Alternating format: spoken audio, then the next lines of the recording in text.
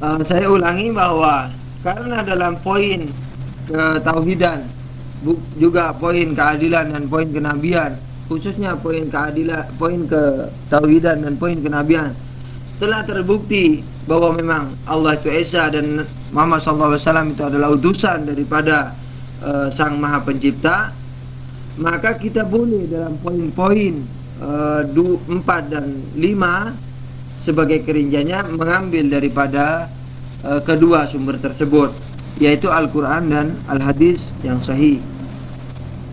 Dengan demikian kan, maka hari akhirat ini mestilah ada. Kenapa? Karena di dalam Al-Quran dikatakan yang sedemikian itu.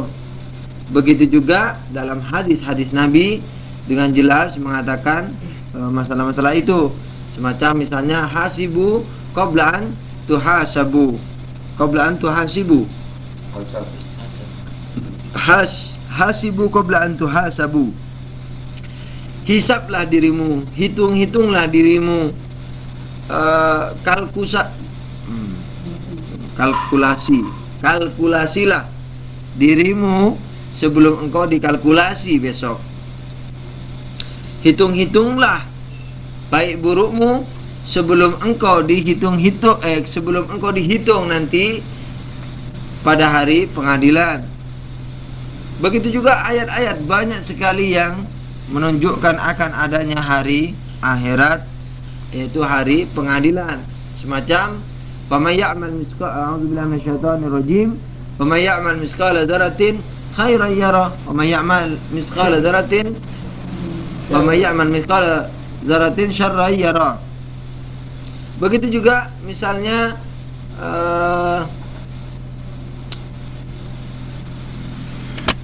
begitu juga pada ayat-ayat yang lain dalam Al-Quranul Karim banyak menyatakan bahwa pada suatu hari nanti manusia akan dibangkitkan dari bumi ini dan akan diadili seadil-adilnya. Sampai misalnya ada pengaduan-pengaduan, misalnya satu ayat yang dikatakan dalam Al-Quran, dan ini ada hubungannya juga dengan raj'ah. Dikatakan Allahumma amittana snatain wa ahyaitana snatain, wahai Tuhan, engkau telah menghidupkan kami 2 kali dan mematikan kami 2 kali, tetapi kami tetap memilih jalan yang tidak benar. Fahal ila khurujin min sabil, adakah sekarang ini jalan keluar? Itu juga menunjukkan akan adanya hari akhirat. Begitu juga yang dikatakan di surat Yasin yang mengatakan bahwa kulit atau tangannya berbicara dan lain-lainnya, menyaksikan daripada perbuatan yang telah dilakukan oleh dirinya sendiri, itu oleh tangan itu sendiri yang juga merupakan bagian daripada insan secara sempurna, yaitu yang tergabung dari roh dan materialnya. Banyak sekali ayat-ayat, begitu juga hadis-hadis. Suratul Qiyamah. Misalnya, yang mana itu? Suratul Qiyamah itu satu surat. Suratul Qiyamah, surat kiamat, atau Al-Qari'ah, ya kan? Al-Qari'ah, atau idza zulzilatil ardu zilzalaha. Ya? Iya, banyak sekali. Iya, itu juga menunjukkan banyak sekali lah. Banyak sekali. Banyak sekali dalam ayat-ayat mengenai yang menceritakan mengenai atau yang memberitakan kepada kita mengenai adanya hari penghisapan. Begitu juga dalam hadis-hadis. Ini juga merupakan suatu dalil bagi kita akan adanya hari itu. Ini juga sesuai dengan metodologi ini, sesuai dengan apa yang biasa dipelajarkan di pesantren Ahlul Bait, yaitu Al-Quran hadis didatangkan sebagai penunjang dalil akli untuk mengirim manusia kepada derajat iman yang sempurna, keimanan yang sempurna. Jadi tidak dari nakli ke akli, melainkan dari akli dulu baru ke nakli dalam masalah usuluddin ini, usulul khamsah ini. Nah, demikianlah daripada apa dalil-dalil yang menunjukkan akan adanya hari penghisapan pada suatu hari setelah dihancurkannya atau dimatikannya seluruh manusia ini di muka bumi. Ada tambahan tadi mengenai raj'ah yang saya singgung dalam ayat itu. Ini sebagai tambahan saja, dan ini cukup penting karena mazhab Ahlul Bait selalu dicemooh karena adanya raj'ah. Orang-orang yang tidak memahami akan adanya raj'ah itu memang menyesatkan kepercayaan kepada raj'ah. Apa yang dikatakan raj'ah? Raj'ah yaitu dibangkitkannya sebagian manusia sebelum hari kiamat tiba. Jadi raj'ah yaitu dibangkitkannya sebagian manusia sebelum hari kiamat tiba. Itu dibangkitkannya orang yang sangat kafir, sangat jahat, dan dibangkitkannya pula yang sangat baik sebelum hari kiamat. Dalilnya tadi itu yang mengatakan, ya Tuhan, Engkau telah matikan aku 2 kali dan Engkau hidupkan aku 2 kali, tapi kami tetap tidak memperbaiki diri. Sekarang adakah jalan keluar? Kehidupan dan kematian yang sama-sama 2 kali itu timbul perbedaan penafsiran. Ada yang mengatakan mati 2 kali adalah mati sebelum diciptakan dan mati setelah diciptakan. Itu 2 kali. Kehidupan 2 kali adalah kehidupan setelah diciptakan dan kehidupan setelah kiamat. Padahal kalau kita mau teliti lagi, ayat itu mengatakan amit tanasnatain, engkau matikan kami 2 kali. Engkau matikan kami 2 kali. Kami di sini sebagai objek dan Allah sebagai pelaku yang mematikan manusia. Sekarang kalau kematian yang sedemikian ini, jadi mematikan, bukan kematian, sebab kalau kematian itu memang Allah pernah mengatakan dalam atau memfirmankan dalam ayat yang lain, wa kuntum kuntum mayyitan kuntum kaifa takfuruna billah wa antum wa kuntum amwatan summa nuhyikum. Kurang lebih, bagaimana engkau mengkufuri Allah sementara engkau dulu mayit dan kemudian kami hidupkan kamu. Nah, ini wa kuntum amwatan ini merupakan penafsir daripada amit tanas, engkau matikan kami 2 kali. Pendapat ini umumnya diungkapkan oleh saudara-saudara kita ahlu sunnah wal jamaah. Tetapi di kalangan Ahlul Bait yang saya ketahui adalah lain penafsirannya. Masalahnya begini, kalau wa kuntum amwatan dalam ayat engkau mati sebelumnya, mati itu bukan berarti manusia itu ada, cuman tidak hidup, bukan. Mati di sini adalah kata ganti, jadi lambang daripada ketiadaan. Engkau mati, yakni tidak ada apa-apanya, yakni nggak ada, nggak wujud kamu sebelumnya.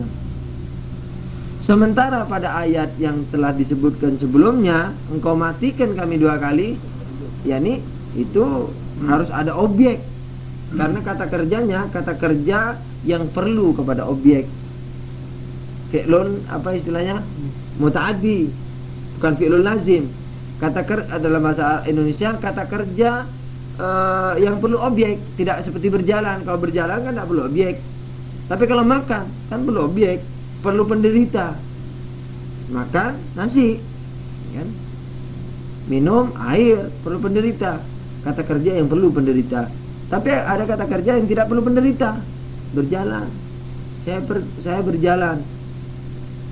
Saya pergi ke pasar. Tidak ada penderitanya, pergi nggak ada penderita. Nah, tetapi saya melihat, nah itu harus ada penderitanya, ada objeknya. Dalam ayat ini Allah mengatakan amit tanah, menukil kata-kata orang yang sesat itu yang akan dihisab dan celaka di akhirat. Engkau matikan kami 2 kali. Ini matikan adalah kata kerja yang perlu penderita. Kami, kan? Yaitu sebagai kaminya. Jadi dia itu hidup kemudian dimatikan. Kalau memang tidak ada, tidak bisa dimatikan. Dengan demikian maka ketiadaan sebelum diciptakan tidak bisa ditafsirkan dengan amit atau mematikan kami yang pertama. Maka matikan kami yang pertama adalah mati setelah hidup. Yani setelah manusia ini mayit, tidak ada mayat, lambang daripada ketiadaan, kemudian diciptakan. Nah, setelah diciptakan yaitu hidup, amit tanah, engkau matikan kami. Ini mati yang pertama. Nah, mati yang kedua kapan? Nah, itu setelah dibangkitkan kembali, sebelum hari kiamat. Tapi mereka dibangkitkan kembali sebelum hari kiamat, hidup kedua kalinya ini, kemudian dimatikan lagi. Nah, mati yang kedua ini adalah mati yang kedua, sehingga matinya menjadi dua. Amit tanas natain, engkau matikan kami dua kali. Sedang hidupnya, hidup yang pertama adalah hidup sekarang, hidup yang kedua adalah hidup setelah raja'ah. Hidup di akhirat tidak kehitung. Kenapa? Pertama, karena menyebut sebagian daripada keseluruhan boleh. Misalnya saya makan 10 butir telur. Kalau saya katakan aku telah makan 2 butir telur, boleh. Karena 2 butir telur tercakup dalam 10 butir telur. Asal jangan dikasih hanya. Kalau dikasih hanya nggak boleh. Saya memakan hanya 2 telur, itu nggak boleh. Tapi saya telah memakan 2 telur. Saya telah makan 2 telur. Itu boleh ketika kita makan 10 telur. Jadi menyebut sebagian boleh, tidak harus disebut seluruhnya. Kemudian yang kedua, kata-kata si yang dikutip Allah tadi, fal ila khurujin min sabil, adakah sekarang jalan keluar ya Allah? Jadi kehidupan waktu diceritakan oleh si penderita tadi, engkau telah hidupkan kami 2 kali dan matikan kami 2 kali, kehidupan yang membuka kesempatan untuk memperbaiki diri tentunya. Tapi telah disia-siakan. Maka itu ketika dihidupkan di akhirat, dia bertanya, apakah sekarang ada jalan keluar untuk memperbaiki diri? Sebab engkau telah hidupkan aku 2 kali untuk memperbaiki diri. Itu maknanya. Maka itu kehidupan 2 kali ini tidak bisa diartikan akhirat. Sebab akhirat bukan untuk memperbaiki diri, melainkan untuk menghisap. Tapi pernyataan pada ayat itu mengungkapkan bahwa dia telah menyia-nyiakan 2 kali kesempatan untuk memperbaiki diri. Dan waktu di akhirat dia menuntut lagi, sekarang adakah jalan keluar ya Allah? Yani apakah aku bisa diberi kesempatan lagi untuk memperbaiki diri, sebagaimana engkau telah hidupkan aku 2 kali untuk memperbaiki diriku, gitu. Itu dalam tasayyuh terkenal dengan nama raja'ah. Nah, saya tadi telah mengungkapkan bahwa hari akhirat ini adalah suatu hari yang dahsyat, yang dimana waktu itu tidak akan la yanfa'ul malu wala banun, tidak akan bermanfaat tidak akan menolong kita apa yang kita punya di dunia. Dalam ayat itu malu, harta, dan banun, dan anak. Nah, ini menunjukkan bahwa di akhirat itu nanti setiap masing-masing orang sudah sibuk dan sudah susah memikirkan urusannya sendiri-sendiri. Jadi Allah menggambarkan bahwa pada hari akhirat itu semua susah dengan apa yang telah dia lampaui di dunia, atau minimal setiap manusia dia telah bersiap siaga untuk menghadapi pengadilan pada diri mereka masing-masing. Jadi tidak sempat memikirkan yang lain-lain kecuali minal aulia wal anbiya, kan? Maka dari itu, kan, dalam bab akhir daripada buku yang ada di depan saya ini, yaitu Babul Hadi Asar ini, diselipkan satu topik yang keluar dari pembahasan usuluddin, tetapi bermanfaat bagi qori'nya, yaitu yang termaktub dalam judul fi wujubit taubah. Kita wajib bertaubat. Nah, Secara akal, ya kan? Secara akal, ketika seseorang melakukan suatu kesalahan, akal yang sehat tidak akan pernah melakukan sekali lagi kesalahan itu. Maka itu dalam syariat, akal sehat ini kadang-kadang terungkap dalam kata-kata mukmin. Orang mukmin tidak jatuh ke satu jurang yang sama dua kali. Mukmin yang hakiki adalah yang mengamalkan Al-Quran, yaitu menuntut ilmu sesuai dengan derajatnya masing-masing, tetapi harus menuntut ilmu agama sehingga tahu kewajiban dan larangan yang harus dia hindari dan kewajiban yang harus dia lakukan, dan ma'rifah secukupnya supaya dia tidak melakukan kesyirikan dalam ibadahnya, dan tapi juga mengamalkan. Itu ibarat salah satunya juga daripada perintah-perintah Allah itu adalah mencerdaskan akal, sehingga Allah mengatakan aktsaruhum la ya'qilun dalam Quran. Mereka lebih banyak yang tidak menggunakan akal. Jadi akal dan menajamkan akal di muka bumi ini adalah merupakan tugas daripada kita.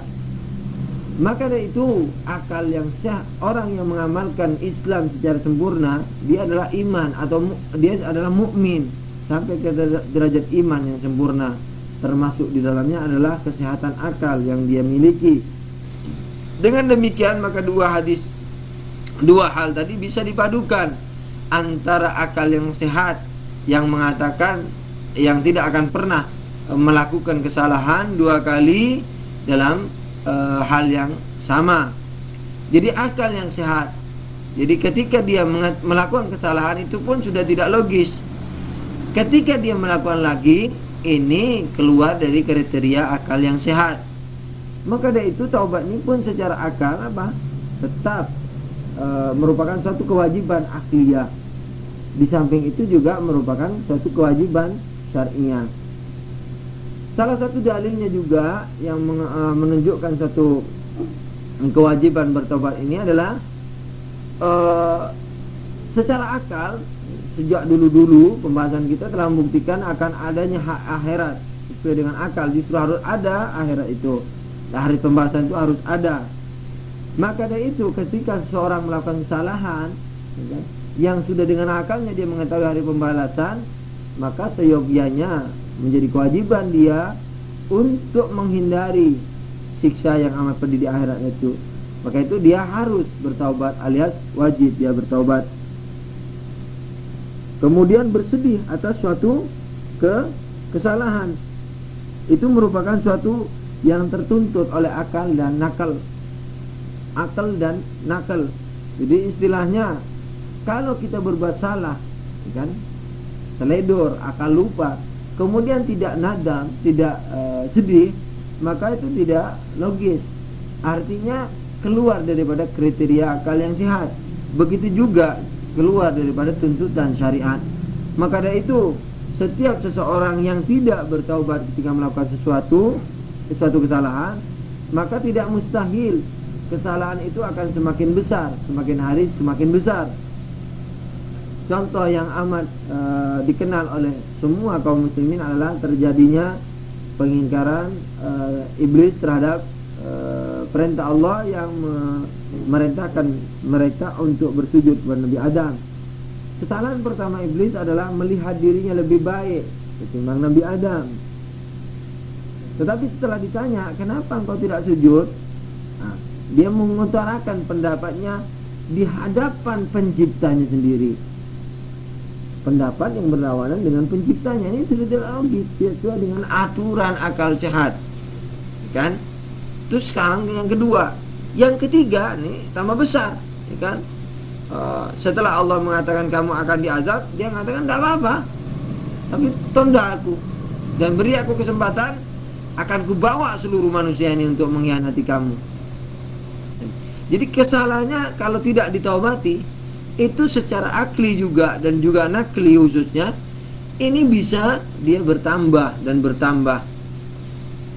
Sehingga ada ulama irfan mengatakan pohon zakum itu sebenarnya di akhirat tidak ada. Pohon zakum, ya kan, itu ada di dunia ini. Yakni ketika kamu berbuat satu jenis A misalnya, maksiat A, itu engkau telah menanam benih atau biji A, biji pohon A, pohon huldi, pohon zakum. Begitu engkau makan, berbuat kesalahan A lagi, maka engkau menyirami benih itu. Ketika engkau berbuat maksiat A lagi, maka benih tadi dia bertunas.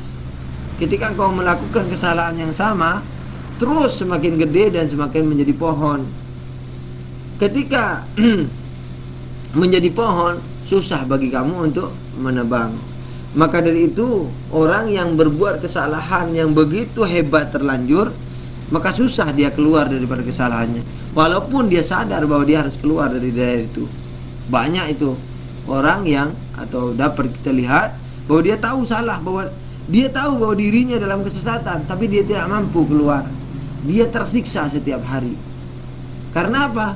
Karena pohon zakumnya sudah gede, susah dia mematahkan.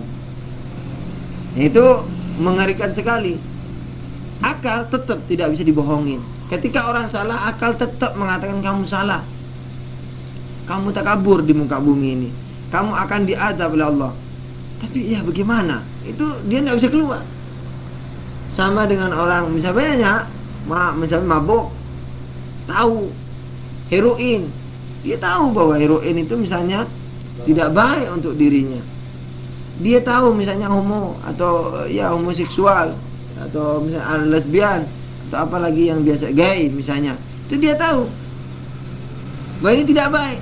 Tapi karena dia sering melakukan, maka tapi orang umum mengatakan apa? Ketagihan. Orang umum mengatakan ketagihan, padahal tidak, itu sudah bertunas. Semakin susah dia. Maka itu Imam Ali mengatakan jauhi dosa. Sesungguhnya menjauhi dosa lebih mudah daripada bertaubat. Karena bertaubat dia sudah tanam itu biji. Apalagi kalau sudah bertunas, itu membahayakan sekali. Kalau tidak cepat-cepat ditebang. Maka itu orang yang berbuat kesalahan, dia ketagihan, kata orang umumnya. Karena apa? Dia sudah bertunas. Dia minta lagi, aku sudah bertunas sekarang, sirami aku air. Bijinya gitu, dia terpaksa melakukan lagi. Terus begitu sampai dia menjadi gede. Kalau sudah gede, susah dia tidak melakukan. Jadi untuk tidak melakukan kesalahan itu susah bagi dirinya. Nah, bertaubat jadi menyusahkan dirinya itu yang menjadi lebih berat. Tapi kalau dia mau melakukan manusia, walaupun dia berat, dia labrak, maka tidak ada alasan lagi bagi Allah Subhanahu wa taala untuk menyiksa dia di akhirat nanti. Justru Allah menjanjikan diganti dengan pahala. Salah satu hikmahnya, karena bertaubat itu telah menyiksa dirinya, maka itu nanti tidak akan dimasukkan siksa lagi di akhirat. Itu salah satunya. Nah, dengan demikian maka bertaubat itu mestilah secara akli dan nakli untuk dilakukan sedini mungkin. Masalahnya satu adalah ajal kita tidak dapat kita kontrol kapan kita mau mati. Dan kalau sudah mati, sungguh teman-teman yang akrab sehari-hari tidak akan membantu kita dan menemani kita di alam kubur sana. Sepi dan sepi.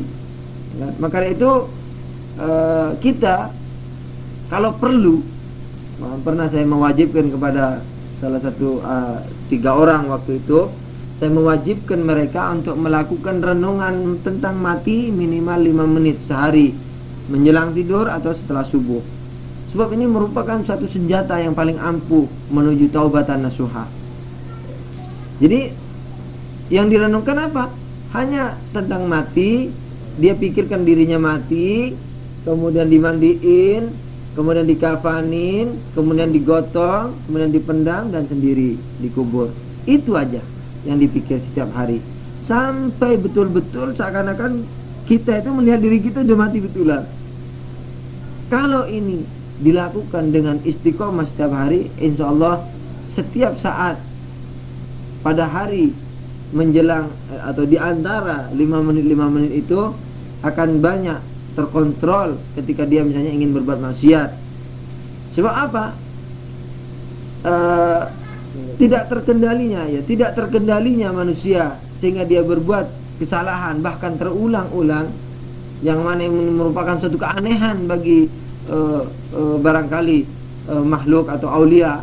Kenapa manusia yang berakal sehat tidak mampu mengendalikan dirinya bahkan sampai 2, 3, 4 kali, 5 kali? Nah, ini merupakan suatu yang tidak terkendali karena tidak adanya beberapa faktor. Salah satunya kenangan tentang mati itu. Kenangan tentang mati. Sampai-sampai Rasulullah mengatakan man yuhib ayyanzura ila mayyitin yamshi falyanzur ila ali. Barang siapa yang ingin melihat mayat yang berjalan, maka lihatlah sama Ali. Jadi Allah melalui lisan Rasulnya, di samping menyuruh manusia meniru Rasulnya, dia juga Allah dan Rasulnya menyuruh orang yang meniru Rasulnya. Ya, yaitu salah satunya Ali. Jadi Allah menyuruh orang untuk meniru pencinta Allah, yaitu Nabi Muhammad misalnya, keutusan Allah Subhanahu. Tapi Allah dan Rasulnya juga menyuruh orang untuk meniru orang yang meniru Rasulullah. Yaitu katakanlah dalam hal ini contohnya adalah Ali bin Abi Thalib. Maka dari itu, ya kan, mati yang dituntut dalam dalam hadis-hadis untuk mati atau mutu qabla anta mutu, matilah sebelum kamu mati. Itu menunjukkan bahwa bunuh hawa nafsumu, bunuh benih-benih yang ada, matilah kamu itu sebelum kau mati.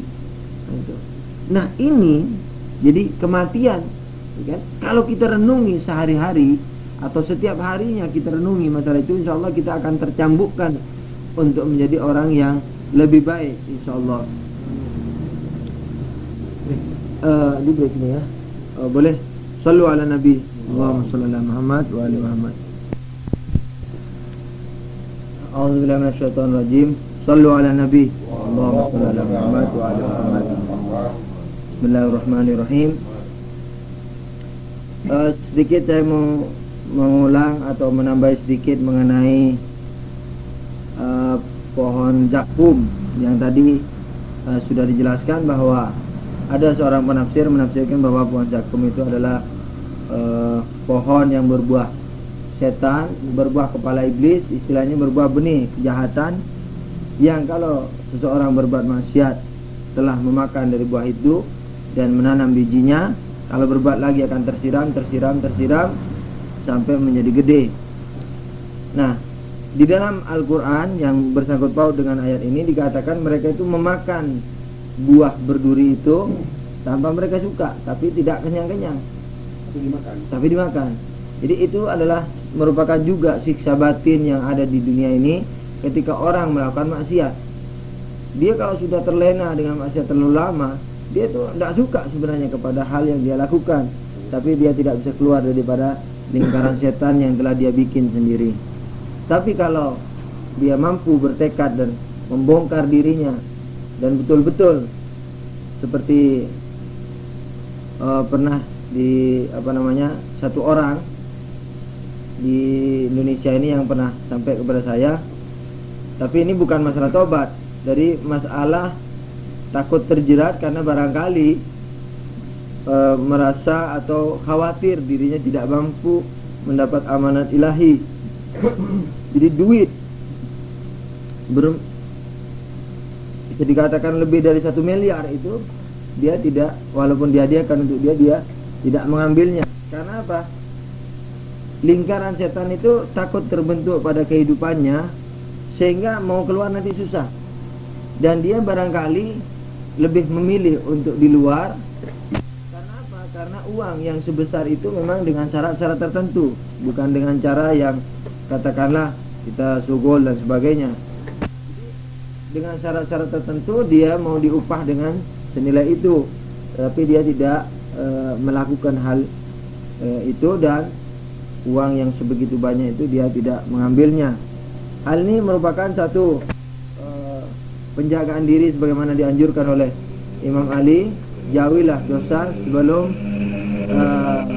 jauhilah dosa, karena menjauhi dosa lebih mudah daripada bertaubat.